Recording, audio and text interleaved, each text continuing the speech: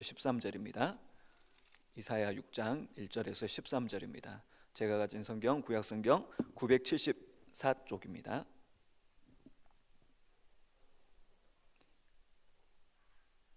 이사야 6장 1절에서 13절입니다. 함께 교독하겠습니다. 우시야 왕이 죽던 해 내가 본즉 주께서 높이 들린 보좌에 앉으셨는데 그의 옷자락은 성전에 가득하였고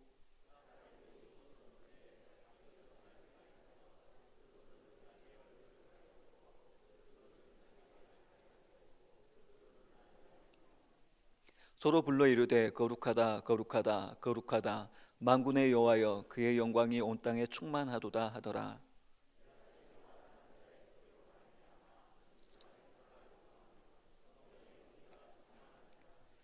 그때 내가 말하되 화로다 나여 망하게 되었도다. 나는 입술이 부정한 사람이요 나는 입술이 부정한 백성 중에 거주하면서 만군의 여호와이신 왕을 배웠음이로다 하였더라.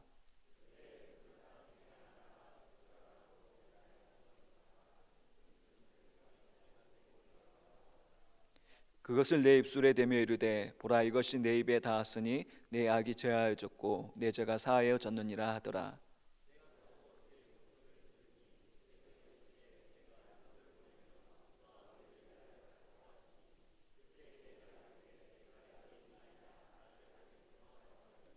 여호와께서 이르시되 가서 이 백성에게 이르기를 너희가 듣기는 들어도 깨닫지 못할 것이요 보기는 보아도 알지 못하리라 하여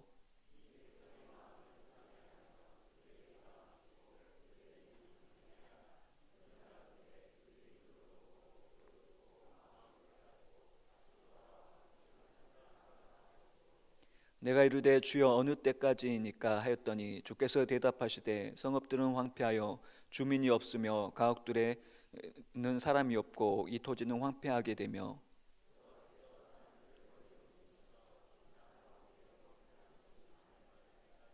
같이 읽겠습니다. 그 중에 10분의 1이 아직 남아 있을지라도 이것도 황폐하게 될 것이나 밤나무와 상수리나무가 배임을 당하여도 그 그루터기는 남아있는 것 같이 거룩한 씨가 이 땅의 그루터기니라 하시더라. 아멘. 우리 말씀 듣기 앞서 좀 합심해서 한번 기도했으면 좋겠습니다. 우리 담임 목사님 또 오늘 순천로에 이제 연합회 오늘 집회 이제 오늘부터 해가지고 화요일까지 이제 인도하신대요. 우리가 집회 가운데 성령 충만해서 언제나 말씀에 통로될 수 있도록 기도해 주시고 또 이제 집회에 참여하는 모든 이제 성도님들의 삶 가운데 그 성도님 가운데 하나님의 은혜로 부어주시고 또 교회가 온전히 든든히 서갈 수 있도록 그래서 하나님의 기뻐하시는 교회를 이루어가는 한국교회가 마지막 때 그 일들을 이제 마지막 때 복음 맡겨주신 복음의 사명을 잘 감당할 수 있도록 이를 위해서 담임 목사님을 위해서 또 이제 오늘 말씀 듣는 여러분들 위해서 함께 합심해서 함께 기도하도록 하겠습니다. 기도하시겠습니다. 사랑하는 하나님 감사를 드립니다. 이 시간 또 거룩한 주일 주님 앞에 예배하며 또 저녁에 모여서 말씀 듣고 또 기도합니다. 특별히 이 시간 또 이제 담임 목사님 집회 순천로에 연합회 집회를 인도하실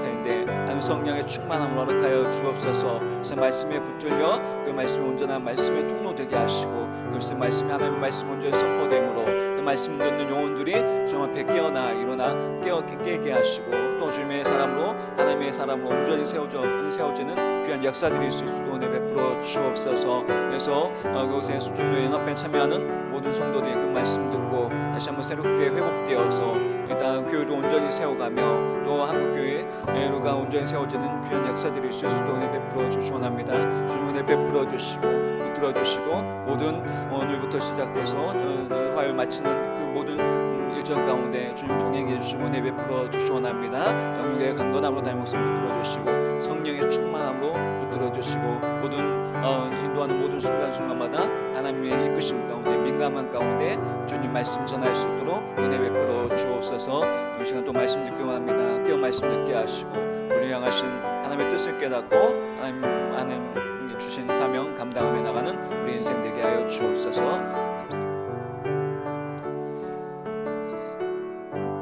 사랑의 하나님, 감사를 드립니다. 거룩한 주일 하나님께 예배하게 하시고 또 이 시간 모여 주님 앞에 예배하게 하신 것 감사를 드립니다. 특별히 우리가 마음을 모아 기도합니다. 순천노예 연합회 집회를 인도하신 담임 목사님 기억하셔서 영육간의 강건함 주시고 성령의 충만함을 허락하여 주옵소서. 그래서 말씀 전하실 때 온전한 말씀의 통로 되게 하시고 그 말 전하신 말씀으로 인해서 그것에 참여한 모든 성도님들이 깨닫고 은혜 받아 그 진리에 바로 설 수 있도록 은혜 베풀어 주옵소서. 또한 순천노예 연합회 각 교회들을 기억하여 주시고 그 교회들이 날마다 건강한 교회로 세워지게 하시고 마지막 때 하나님께서 맡겨준 사명 충성되게 감당하는 하나님의 기쁨이 되는 교회들로 언제 세워져 갈 수 있도록 은혜 베풀어 주옵소서. 오늘부터 화요일까지 모든 집회 일정 가운데 동행해 주시고 또 담임 목사님 영육간의 강건함 성령의 충만함을 허락하여 주시고 하나님 주신 민감한 가운데 하나님 말씀을 전하는 온전한 말씀의 통로 될 수 있도록 은혜 베풀어 주옵소서.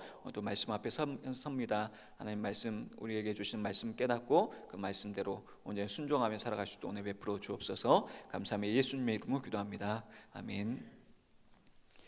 예, 오늘은 이사야 말씀을 좀 나누고자 합니다. 이사야 선지자는 주전 739년부터 주전 680년까지 활동했던 선지자였습니다.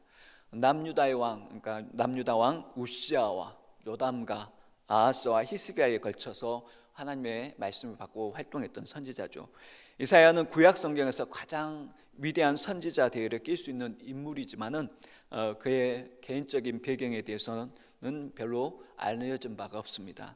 그의 이름의 의미는 여호와는 구원이시다라는 뜻을 가지고 있는데 이 이름은 이스라엘 중에서 상당히 흔한 이름이었습니다. 아버지는 아모스입니다. 아모스, 선지자 아모스와는 다른 사람이죠.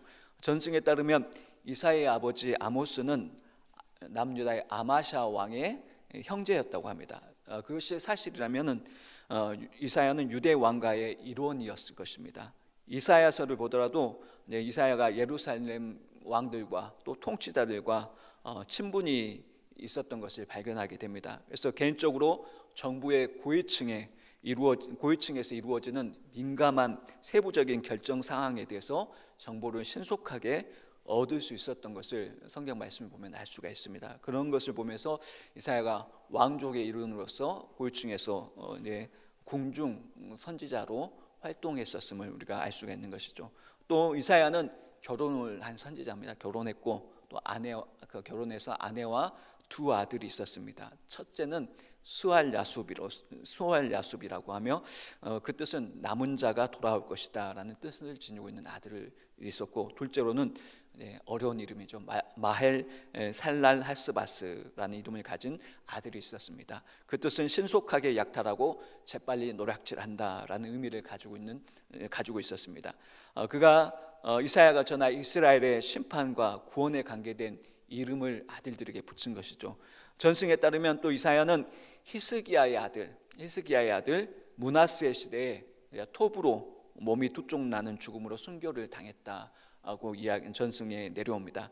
그래서 이런 배경을 가진 선지자가 이사야였는데 이사야가 기록한 이 이사야서는 총 66장으로 구성이 됩니다.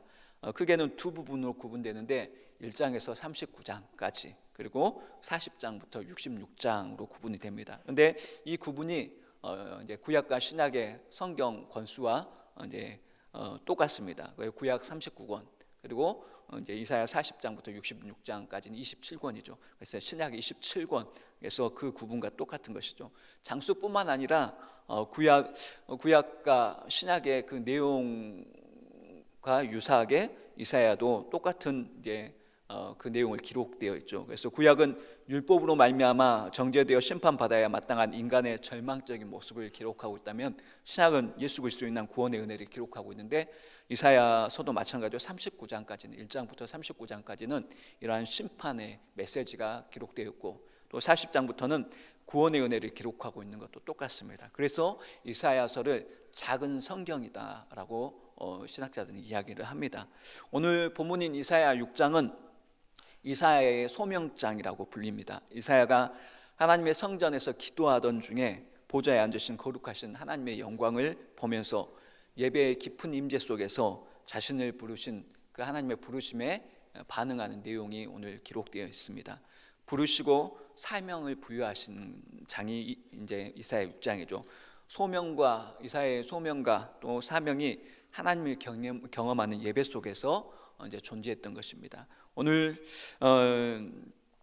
그래서 이사야 이 6장을 소명장이라고 부르지만은 또 이제 이사야가 진정한 예배를 체험한 현장이기도 한 것이 오늘 이사야 6장인 것입니다. 오늘 본문을 통해서 이제 이사야의 예배 체험을 살펴보면서 우리가 우리의 예배가 어떠해야 되는지를 오늘 잠깐 살펴보고자 합니다. 먼저 이사야는 이 예배를 통해서 예배 체험을 통해서 하나님을 경험했죠. 하나님을 발견합니다.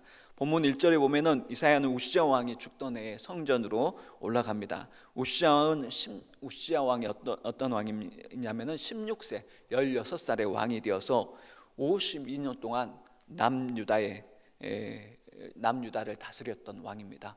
한 20년도 긴데 한 52년 상당히 오랜 기간 통치를 했죠. 그래서 52년 동안 통치하면서 남유다의 종교적이고 또 정치적이고 경제적인 황금기를 재건한 왕이 우시야 왕입니다. 우시야는 우상을 제거하고 하나님 앞에서 신실했던 왕이었습니다. 블레셋과 싸우면서 주요 성읍들을 차지하는 공로를 세웠고 또 무기 개발을 통해서 국가 안보에 힘썼을 뿐만 아니라 농사를 적극적으로 격려해서 민생에도 힘썼던 선한 왕이었습니다. 선한 왕으로 평가받는 왕이었죠. 다윗과 솔로몬에 비할 만큼 분열 왕국 남유다의 황금기를 이룬 왕이라고 할 수가 있었습니다. 당시 우시야 왕 시대에 이제 아수르가 제국으로서의 면모를 이제 갖추어 가고 있었습니다. 그래서 아수르의 디글랏 빌레셀이라는 왕이 이스라엘 주변의 근동의 나라들을 점령하면서 점점점 팽창하며 그 세력을 키워가고 있을 때 그 아수르로부터 디글랏 빌레셀 왕으로부터 남유다를 든든히 지켰던 인물이 우시야 왕이었습니다.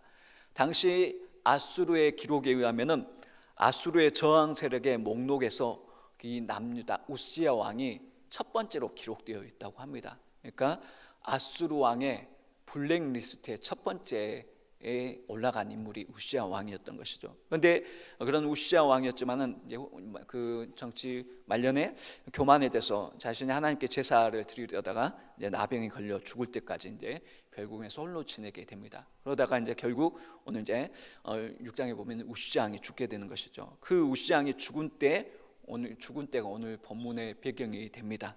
이사야 6장 1절과 4절에 이렇게 말씀합니다.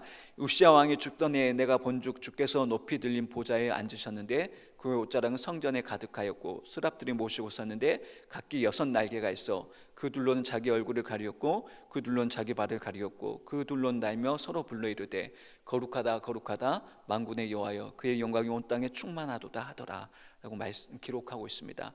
훌륭한 지도자를 잃고 나라의 위기가 찾아왔습니다.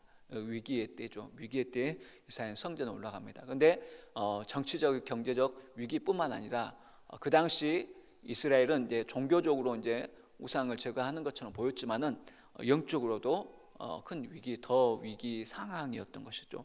그래서 이사야 1장에서 4장에서는 그 이스라엘의 여호와 하나님의 신앙을 배반하고 떠나간 이스라엘 백성들의 모습들과 악랄한 그 모습들 그리고 마당만 밟는 예배에 대해서 통렬하게 비판하고 있는 것을 이사야 1장에서 5장까지 이 모습 속에서 발견하게 됩니다.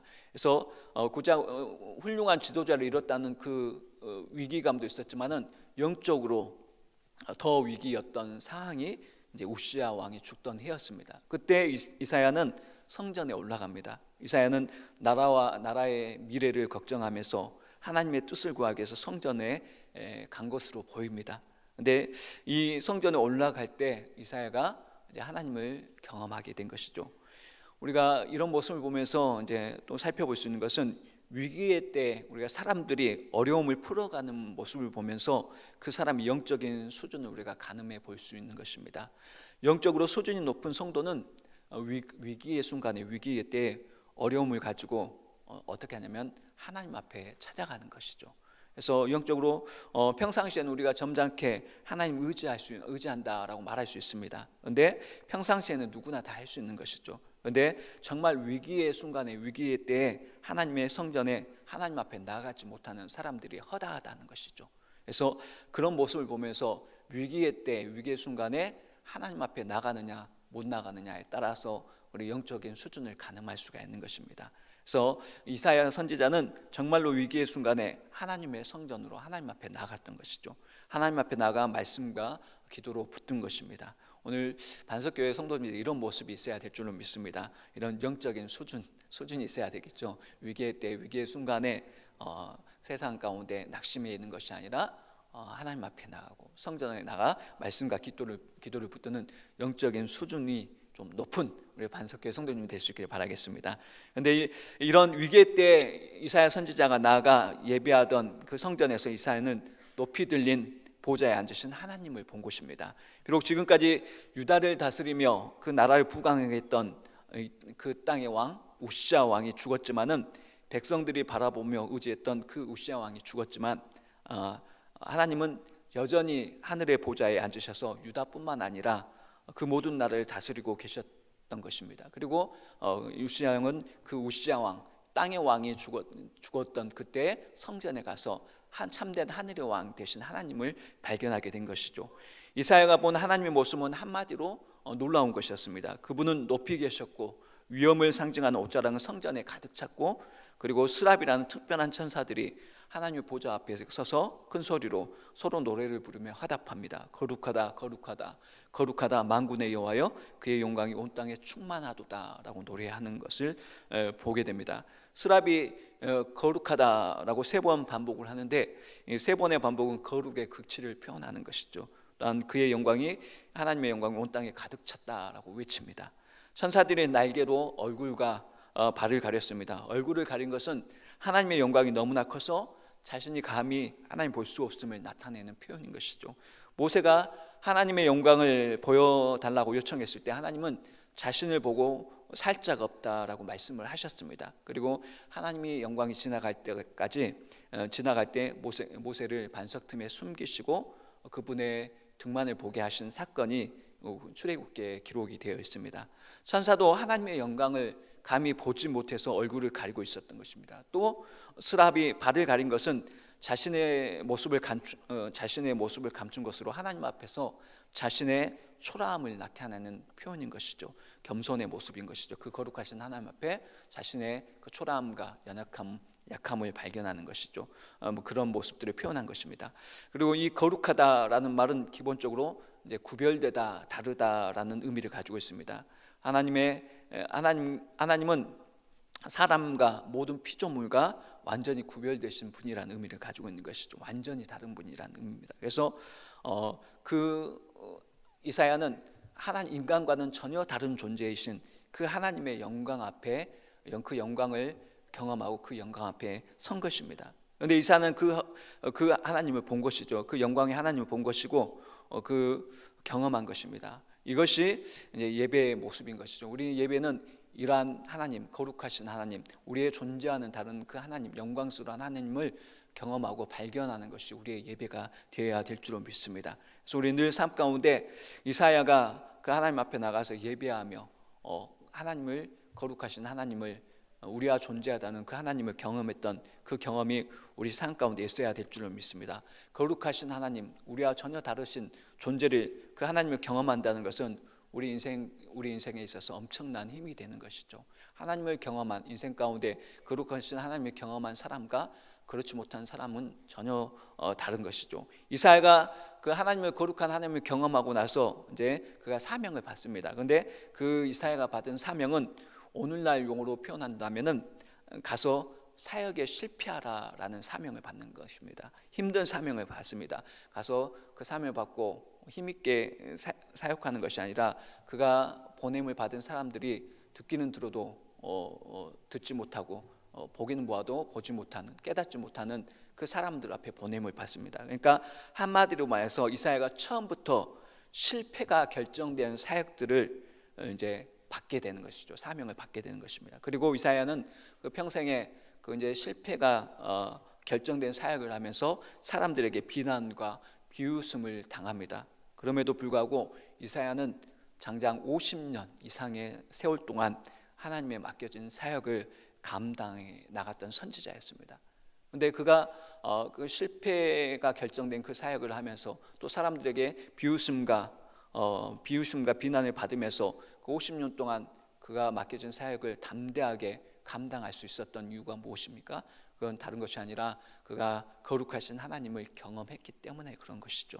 그리고 그에게 그 거룩하신 하나님을 경험한 것이 그에게 엄청난 힘이 되었기 때문에 그 일을 감당한 것입니다. 그래서 우리는 예배를 통해서 이 거룩하신 하나님을 우리가 날마다 경험하고 발견하는 은혜가 있어야 될 줄로 믿습니다. 그리고 두 번째는 이사야는 이 예배를 통해서 자신을 발견합니다. 하나님을 발견하니까 이제 자신을 발견하게 된 것이죠. 이사야 6장 5절에 이렇게 말씀합니다. 같이 한번 읽어보도록 하겠습니다. 그때 내가 말하되 화로다 나여 망하게 되었도다. 나는 입술이 부정한 사람이요 나는 입술이 부정한 백성 중에 거주하면서 만군의 여호와이신 왕을 배웠음이로다 하였도다. 이사야가 하나님을 보고서 제일 먼저 하나님을 발견하고 제일 먼저 한 말이 뭡니까? 화로다 나여 망하게 되었도다. 이사야는 하나님을 봤다고 으스대며 자랑하지 않았습니다. 나는 이렇게 하나님을 보았다라고 이제 책을 써서 출판하지도 않았죠. 내가 본 하나님이라는 제목으로 사람들 앞에서 강연도 하지 않았습니다. 그는 자신의 죄악과 자신의 무가치함을 발견하고 한탄하며 하나님 앞에 무릎 꿇었던 것이죠. 참된 예배자는 하나님 앞에서 고개를 쳐들지 않는 것입니다. 자기가 잘났다고 떠들지 않고 오직 하나님을 발견함으로 자신을 발견하게 되어서 그 하나님 앞에 무릎을 꿇고 엎드리게 되는 것이죠. 그래서 살아계신 하나님을 접한 뒤에는 이렇게 언제나 죄에 대한 자각이 있는 것입니다. 하나님의 완전하심을 보면서 모든 인간은 자신의 불완전함을 보게 되고 발견하게 되는 것입니다. 이사야는 거룩하신 하나님의 보좌 앞에서 자신과 백성이 함께 더러운 죄인임을 발견하고 고백하는 것이죠. 그래서 화로다 나여 망하게 되었도다라고 고백하며 또 자신을 향해서 입술이 부정한 사람으로 고백합니다. 입술이 부정한 사람이라고 고백하는 것은 자신이 선지자로서의 자격 없음을 발견하게 되는 것이고 또 감히 하나님 앞에 기도하러 나갔지만은 감히 하나님에게 기도할 수 없는 자였음을 깨닫는 고백인 것이죠. 우시아가 죽은 때 아수르의 침입을 걱정하면서 나라를 걱정하면서 영적으로 또 위기에 찬 그 이스라엘 백성들을 걱정하면서 하나님에게 나라를 위해 기도하러 또 이스라엘 백성들을 위해서 기도하던 자신이 오히려 백성과 함께 자신도 망하게 됨을 발견하게 된 것입니다. 그래서 망하게 되었도다라는 말은 이제 전쟁이 휩쓸고 지나가는 완전히 파괴되어서 정적만이 남은 상태를 의미하는데 이사야는 자신이 앞으로 망할 것으로 생각한 것이 아니라 이미 완전히 자기가 파괴되고 망하게 된 존재라는 것을 고백하는 고백인 것입니다. 그래서 우리는 하나님 앞에 예배하며 우리는 예배 가운데 우리는 하나님을 발견하게 되고 자기 자신을 발견하게 되는 것입니다. 어떤 선생님이 초등부 합창단을 결성을 했다고 합니다. 그래서 결성한 이유는 성탄절에 이제 기쁘다 구주 오셨네라는 찬양을 이제 사부로 준비해서 이제 찬양을 하려고 준비해서 발표하려고 합창단을 이제 처음으로 초등부에서 결성을 했다고 합니다. 그런데 처음 시작한 합창단이고 또 처음 하는 아이들이라서 연습이 제대로 될 리가 없습니다. 그래서 여러 가지 연습이 제대로 안 돼서 선생님이 이제 아이디어를 냈습니다. 아이디어를 냈는데 유명한 이제 이 아이들이 어떻게 하면 좀 잘할 수 있을까라고 생각하다가 이제 아이디어를 내서 아이디어를 냈는데 그게 뭐냐면은 유명한 어린이 합창단의 노래를 한번 틀어줘서 들려주면은 도움이 될 것이라고 생각해서 유명한 어린이 합창단의 이제 찬양을 기쁘다 구주 오셨네 찬양을 가지고 와서 아이들에게 틀어줬다고 합니다. 아이들에게 틀어줬는데 합창단 아이들이 그 노래를 듣고 기쁨의 참 모습으로 찾아와서 선생님에게 하는 말이 있었습니다. 어떤 말인 줄 아십니까? 선생님, 언제 우리들이 노래 부르는 것을 녹음하셨어요. 썰렁한 유머지만은 웃을 일만은 아닌 것이죠. 왜냐하면 우리의 모습을 보여주는 것입니다. 우리의 모습을. 그래서 우리 인간은 착각의 존재인 것입니다. 자기를 발견하지 못합니다. 자기를 발견하지 못하죠. 화로다 나여 망하게 되었도다라는 고백이 죽어도 잘 나오지 않습니다. 그것이 우리 인간의 모습인 것이죠. 불가사의하게도 인간은 자기를 모릅니다. 희한하게도 이제 예리하고 정확한 비판력을 가졌습니다. 예리하고 정확한 비판력을 가졌지만은 가지고 남을 잘 판단하고 비판을 합니다. 평가를 합니다. 근데 정작 자기는 모르는 것이 인간의 모습인 것이죠. 그래서 다른 사람을 보면서 예리하고 정확한 판단을 가지고 저것은 틀렸어, 또 이것도 잘못됐어 라고 평가를 합니다. 그래서 남을 지적하고 정죄를 하는 것이죠. 인간의 모습입니다. 근데 이런 남을 지적하고 정죄하는 사람은 아직도 자기를 발견하지 못한 사람이라고 할 수가 있는 것입니다. 그래서 혹시 부서에 또 여러분이 속한 기관에 이렇게 이것은 잘못돼서 저것은 틀렸어라고 말하는 내가 그런다면은 그 사람은 자기를 발견하지 못한 사람인 것이죠. 그래서 우리는 우리 자신의 실상을 잘 모르고 착각하는 경우가 참 많습니다. 대부분의 경우에 우리는 우리 자신을 그래도 꽤 괜찮다고 생각을 합니다. 그것뿐입니까? 게다가 우리는 스스로 내세우고 알리는 것이 미덕인 것처럼 여겨진 세상 문화 속에 살고 있는 것이죠. 자기를 잘 알지 못할 뿐만 아니라 자기에 대해서 착각할 뿐만 아니라 이제 자기를 이제 내세우고 포장하고 홍보하는 시대에 살고 있습니다. 자기 홍보의 시대를 살고 있는 것이죠. 그래서 우리는 실제보다 더 낮게 보이도록 자신을 치장하고 포장하는데 너무나 능숙하죠. 그래서 여러분이 이제 증명 사진을 찍으면 어떻게 합니까?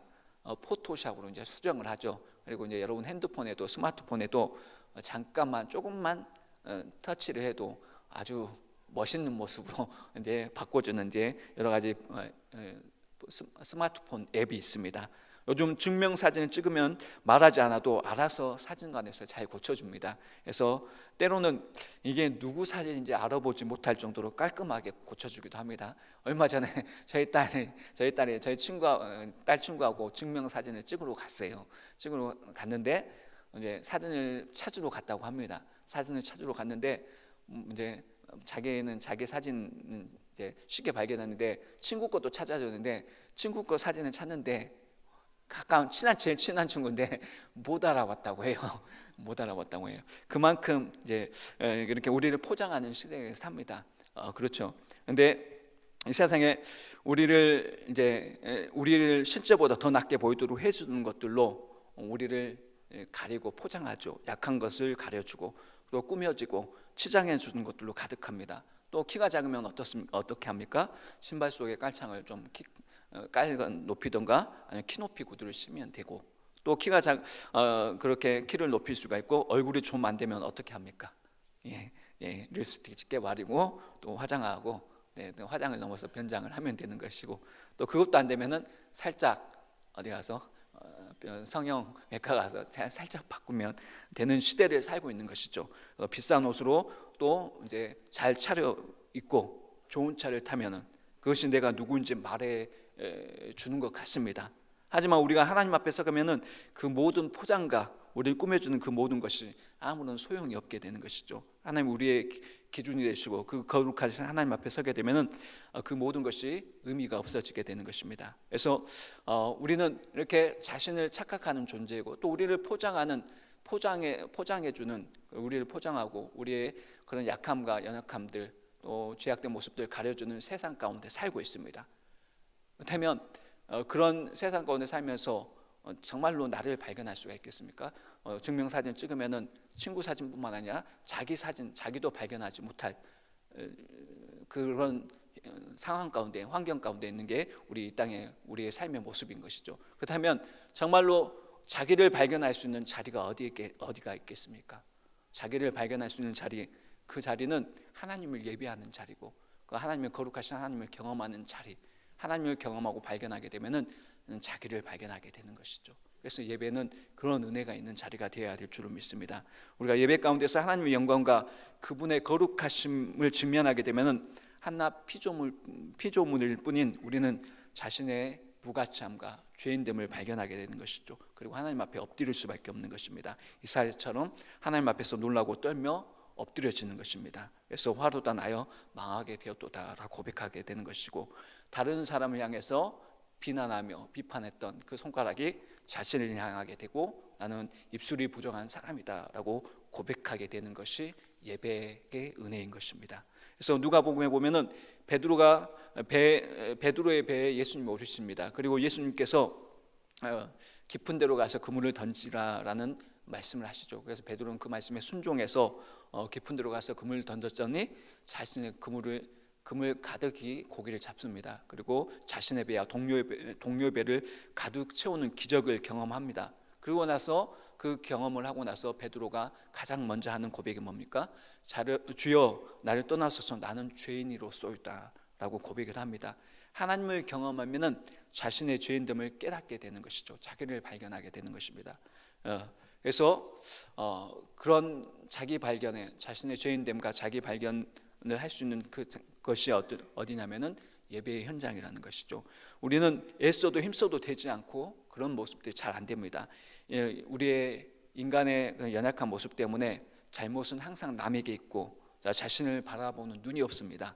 항상 상대방이 잘못됨을 볼 수밖에 없고 또 자기를 포장하면서 늘 자기조차도 자기 자신을 발견하지 못하는 시대를 살고 있습니다. 그런데 거기서 벗어날 수 있는 방법이 있죠. 그것은 예배입니다. 예배를 통해서 예배 시간에 하나님을 찬양하고 기도하며 말씀 듣는 중에 하나님을 발견하고 하나님을 깨닫게 되는 것이고 그 가운데 하나님을 경험함으로 해서 자기 자신을 발견하게 되는 것입니다. 자신의 추한 모습들 발견되는 은혜가 있게 되는 것입니다. 그래서 우리는 우리의 예배를 통해서 진정한 예배를 통해서 우리 자신을 발견하는 은혜가 있어야 될 줄 믿습니다. 오늘 이사야가 하나님을 예배하며 자기를 발견하는 은혜를 누렸던 것을 우리가 오늘 교훈으로 삼아야 될 줄로 믿습니다. 또한 세 번째로는 이사야는 예배를 통해서 죄의 용서의 은혜를 경험합니다.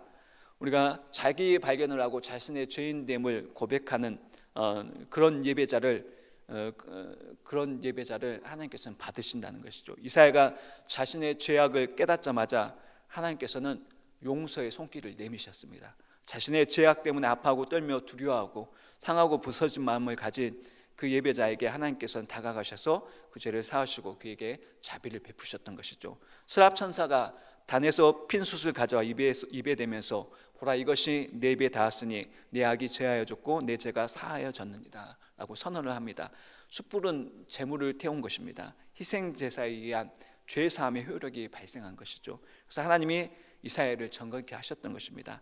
우리가 주님 앞에 애통한 마음으로 자신의 죄를 고백하며 우리가 나아갈 때 하나님께서는 우리의 죄를 용서하시고 죄 용서의 은혜를 베푸시고 우리를 회복해 거룩한 존재로 회복해 주시는 은혜가 예배 가운데 있는 것입니다. 하나님은 가식적이고 거짓된 모습으로 하나님 앞에 나간 자의 예배를 받지 않으시는 것이죠. 겸손하게 어떤 상한 마음을 가지고 솔직하게 죄인됨을 고백하며 나가는 자에게 바로 찾아오셔서 용서의 은혜를 베푸시는 분이 하나님이신 것입니다. 하나님 앞에 똑똑하다는 사람, 또 자신을 훌륭하다고 자신을 좀 괜찮다고 생각하는 사람, 나는 죄인입니다 라고 입술로는 말하지만은 정말 자신이 죽을 만큼 죄인인가를 인식하지 못하는 사람, 그런 사람들은 예배 가운데 죄 용서와 또 회복의 은혜를 경험하지 못하는 것입니다. 그래서 우리는 늘 낮아진 마음으로 상한 심령으로 우리 이사야처럼 주님 앞에 나갈 때 죄 용서와 회복의 은혜를 경험하게 될 줄로 믿습니다. 다윗은 시편 51편 17절에 이렇게 말씀합니다. 하나님의 구하시는 제사는 상한 심령이라 하나님이여 상하고 통회하는 마음을 주께서 멸시하지 아니하시리이다 라고 말씀합니다. 죄인된 마음으로 가난한 심령으로 하나님 앞에 나갈 때 하나님께서는 죄 용서의 은혜와 또 회복의 은혜를 우리에게 허락하여 주실 줄로 믿습니다. 이것이 우리 예배가 되어야 되는 것이죠. 우리는 예배 가운데 예배를 통해서 죄 용서 은혜와 회복의 역사를 경험해야 될 줄로 믿습니다. 그리고 네 번째로 이사야는 예배를 통해서 사명을 발견합니다. 이사야 6장 8절 말씀 보겠습니다. 한번 같이 읽도록 하겠습니다. 내가 또 주의 목소리를 들으니 주께서 이르시되 내가 누구를 보내며 누가 우리를 위하여 갈구 하시니 그때 내가 이르되 내가 여기 있나이다 나를 보내소서 하였더니 이사야는 하나님을 경험하는 예배 현장에서 사람을 찾으시는 하나님의 음성을 듣게 되는 것이죠. 내가 누구를 보낼까? 누가 우리를 위해서 갈고? 라는 그 하나님의 음성을 듣습니다. 그때 이사야는 내가 여기 있나이다 나를 보내소서라고 자원합니다. 자신의 죄악을 깨닫고 하나님의 용서와 회복의 은혜를 체험한 이사야는 하나님이 그에게 맡기신 어려운 사역으로 나갈 준비가 된 것이죠. 그리고 하나님의 사명에 자신을 기꺼이 드린 것입니다. 죽어 마땅한 죄인인 자를 살려주셨는데 무엇을 못하겠습니까? 그래서 그는 자신의 인생에서 이제 분명한 하나님의 사명을 그 예배를 통해서 사명을 발견하게 된 것이죠. 사랑하는 성도님 여러분, 우리가 예배를 마칠 때 이런 고백으로 우리는 마쳐야 되는 것이죠. 내가 여기 있나이다, 나를 보내소서라고 노래하면서 우리 예배를 끝내야 되는 것입니다. 예배 진정으로 하나님을 경험하고 자신의 죄악을 발견하고 죄 용서함을 받았다면은 그런 사람들은 하나님의 뜻을 따라 사명에 헌신하게 되는 것이죠. 사명을 깨닫고 그 사명에 헌신해서 내가 여기 있나이다, 나를 보내소서라고 그 예배를 마쳐야 되는 것이고, 그 마음을 가지고 세상 가운데 나가야 되는 것입니다. 사랑하는 여러분, 기억하시기 바라겠습니다. 예배는 단순히 종교적인 지식도 감정적인 행사도 아닌 것입니다. 우리가 찬송을 부를 때 마음이 감동될 수 있습니다. 또 눈물이 날 수도 있습니다. 우리가 기도드릴 때 감사하는 마음으로 감격하기도 합니다. 우리가 말씀을 들을 때 마음이 이제 뜨거워져서 큰 도전이 되기도 합니다. 하지만 그것으로 끝나버리면은 그것은 참된 예배라고 할 수가 없는 것이죠. 부족한 예배가 되는 것이죠. 예배는 하나님이 우리에게 주신 사명을 발견하게 되고, 그리고 그 사명에 헌신하도록 하는 것이 참된 예배의 경험인 것입니다. 그래서 우리는 예배를 마치고 나갈 때 내가 여기 있습니다, 나를 보내주소서라고 고백하면서 사명에 헌신하는 노래를 부르면서 세상 가운데 나가야 되는 것입니다. 우리가 아무리 감격한 목소리로 감동적인 내용으로 기도를 한다 해도, 아무리 기쁨으로 열정적으로 눈물을 흘리며 찬송을 한다 해도 하나님이 주신 사명을 발견하고 그 사명에 헌신하지 못한다면은 그것은 제대로 드려진 예배가 아니라는 것이죠.